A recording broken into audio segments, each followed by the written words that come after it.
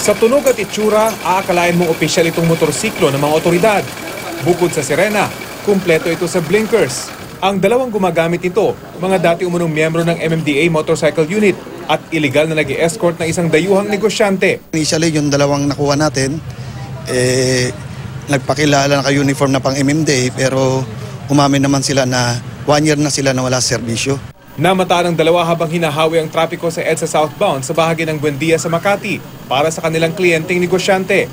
Ang kanilang pangbabang uniforme, pantalon ng MMDA habang ang jacket na suot, may logo ng kanilang Master Rider Motorcycle Training sa Highway Patrol Group.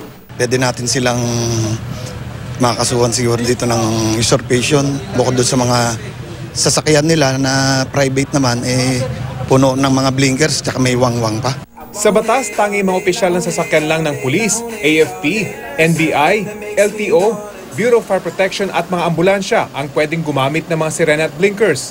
Ang Pangulo ng Bansa lang din ang pwedeng magkaroon ng escort na may mga wangwang at blinkers. Tumangging humarap sa kamera ang dalawang dating MMDA personnel na kinilalang sina Michael Togores at Candido Orias. Pero sa pakikipag-usap namin sa kanila, nag-awol daw sila sa pagiging motorcycle constable ng MMDA dahil sa baba ng sweldo.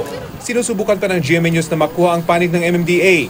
Paalala ng HPG, hindi pinapayagan ang pag-escort ng sinuman, lalo na ngayong kabi-kabila ang motorcade ng mga kandidato para sa darating na eleksyon.